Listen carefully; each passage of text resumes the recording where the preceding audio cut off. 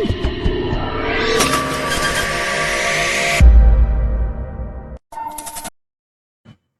વિદ્યાર્થી મિત્રો, શ્રી ગણેશ ક્લાસીસમાં દરેક વિદ્યાર્થીનું સ્વાગત છે.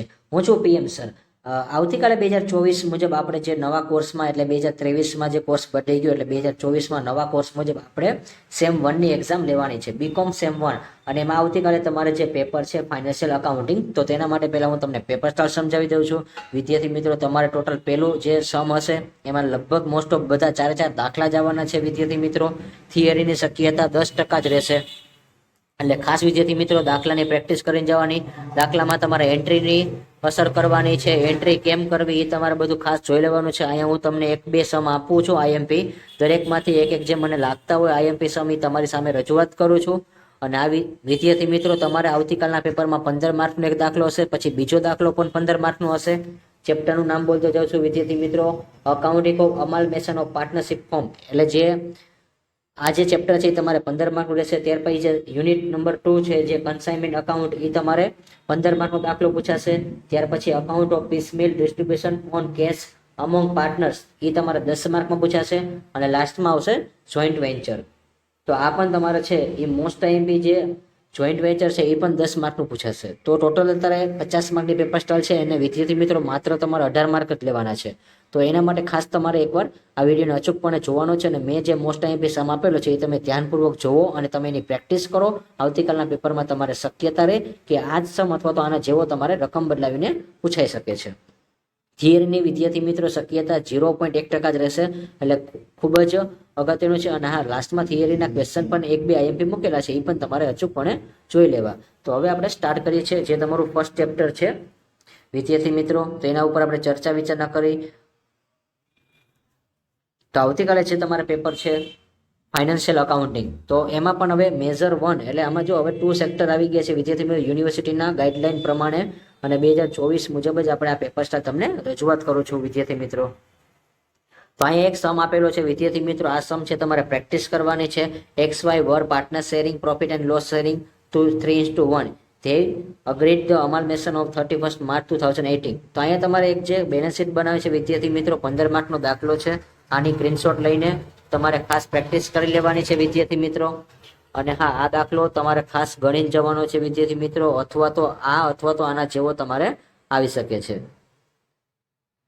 તો વિદ્યાર્થી મિત્રો, મેક્સિમમ આ વિડીયોને તમારે શેર પર કરવાનો છે. અને જો વિદ્યાર્થી મિત્રો અકાઉન્ટનો સમ છે તો તમને વિડીયોમાં થોડુંક પ્રોબ્લેમ પડતો હોય છે, તો એના માટે એવું લાગશે તો પીડીએફ તમને છે મારા નંબર ઉપરથી મળી જશે. અને શરૂઆતમાં જ આપણો નંબર છે વિડીયોમાં જોવા મળે છે. તો એના ઉપર તમે મેસેજ કરો તો પણ તમને પીડીએફ શેર કરી આપીશ. એટલે જેથી કરીને તમારે આમાં પ્રેક્ટિસ થઈ શકે છે. અને હા, આના હવાલા ખાસ કરીને જવાના છે વિદ્યાર્થી મિત્રો. એકવાર તમારે ખાસ વાંચી લેવું, કારણ કે મારી પાસે અત્યારે પૂરતો ટાઈમ નથી એટલા માટે. ત્યાર પછી આમાં લાસ્ટમાં લખ્યું છે partners of the new would bring the necessary cash to pay others partners and adjust their are the capital according to a new profit and loss sharing બનાવવાનો છે. અને show the general entries in the books of XYZ and call immediate prepare the balance sheet. તો તમારે prepare the balance sheet પણ બનાવવાની રહેશે. ત્યાર પછી આપણે એક કંપનીનો દાખલો છે ગુજરાતી મીડિયમના વિદ્યાર્થીને સેમ ઉપર છે એ જ આપણે દાખલો મૂકેલો છે, નીચે તમને કામમાં આવી શકે છે વિદ્યાર્થી મિત્રો. તો આની સ્ક્રીનશોટ લઈને તમારે એકવાર દાખલાની પ્રેક્ટિસ કરવાની રહેશે. અને વિદ્યાર્થી મિત્રો, મેક્સિમમ તમે વિડીયોને શેર કરજો, જેથી કરીને તમારા કોઈ અન્ય મિત્ર હોય એને પણ લાસ્ટમાં આઈએમપી મળી રહે. અને અહીંયા પણ લખ્યું છે નવી પેઢીના ચોપડે જરૂરી આમનોંધ અને તેનું શરૂઆતનું પાકું શરૂ તૈયાર કરો. ત્યાર પછી આપણે યુનિટ 2ની વાત કરવાની છે, કન્સાઇનમેન્ટ અકાઉન્ટ. વિદ્યાર્થી મિત્રો, આ દાખલો છે તમારા માટે ખૂબ જ ઇમ્પોર્ટન્ટ છે અને સહેલો છે. આયુસી ઓફ અહેમદાબાદ. તો આ જે મોસ્ટ આઈએમપી સમ છે એકવાર સ્ક્રીનશોટ લઈને રકમ લઈ લેવી વિદ્યાર્થી મિત્રો. અને આની તમારે મેક્સિમમ પ્રેક્ટિસ કરવી, જેથી કરીને તમને આવતીકાલના પેપરમાં સારા માર્ક આવી શકે. અને વિદ્યાર્થી મિત્રો, જે વિદ્યાર્થી મિત્રો ગુજરાતી માધ્યમમાં હોય છે અથવા તો ઇંગ્લિશ માધ્યમમાં હોય છે, તો એ બધા વિદ્યાર્થીઓને ખાસ એક નમ્ર વિનંતી છે કે તમારે આમાં જેટલા અકાઉન્ટ બનતા હોય અકાઉન્ટની પ્રેક્ટિસ કરો, અને જેથી કરીને તમારે સારા માર્ક આવી શકે.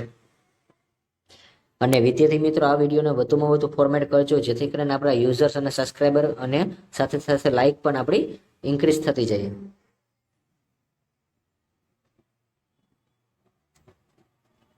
પછી આયુષ્યના ચોપડે તમારે જરૂરી ખાતા તૈયાર કરવાના છે. ત્યાર પછી આપણે લાસ્ટ આ જે થર્ડ સમ છે તમારે 10 માર્કમાં પૂછાશે. પહેલો અને બીજો જે મેં પીડીએફમાં બતાવેલો છે એના માર્ક પણ લખતો જ જાઉં છું વિદ્યાર્થી મિત્રો, જે તમને કામમાં આવે. હવે દીપક અને Krunal enter the joint venture account વાળો છે વિદ્યાર્થી મિત્રો, તો આ પણ સમ છે એ તમારા માટે અગત્યનો છે. તો આની ખાસ તમારે પર પ્રેક્ટિસ કરી લેવી વિદ્યાર્થી મિત્રો. અને આપણી પાસે ટૂંકો સમય હોવાથી એટલે હું તમને સ્પીડમાં બતાવું છું. Joint venture account and Krunal accounts in the books of Deepak અને joint venture account Deepak's account in the books of Krunal. એટલે જો દીપકનું બનાવતા હોય ત્યારે તમારે કૃણાલનું ધ્યાનમાં લેવાનું છે અને કૃણાલનું તમે બનાવો ત્યારે તમારે દીપકનું બનાવવાનું રહેશે. સેમ રીતે ગુજરાતી માધ્યમના વિદ્યાર્થીને કામમાં આવે એ રીતે આપણે અહીંયા મૂકેલો છે વિદ્યાર્થી મિત્રો. અને તમારા કોઈ ભાઈ બહેન હોય અથવા તો કોઈ ગ્રુપ હોય સર્કલ, તો કોલેજના તમારા મેક્સિમમ તમે શેર કરજો. અને વિદ્યાર્થી મિત્રો જો તમને અમને સપોર્ટ કરશો તો અમે આવી રીતે આ થિયરીના પણ આઈએમપી પ્રશ્ન છે વહેલામાં વહેલી તકે મોકલશો.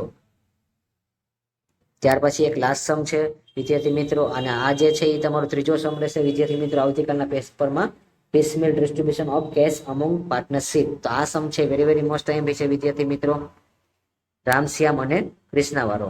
તો આ સમ એકવાર તમારે ખાસ પ્રેક્ટિસ કરી લેવી વિદ્યાર્થી મિત્રો. અને આમાં ઇન્સ્ટ્રુમેન્ટ છે તો આ તમને દાખલો ઇમ્પોર્ટન્ટ છે અને આવડી જાય એવો છે, 10 માંથી 10 પણ આવી શકે છે એટલા માટે.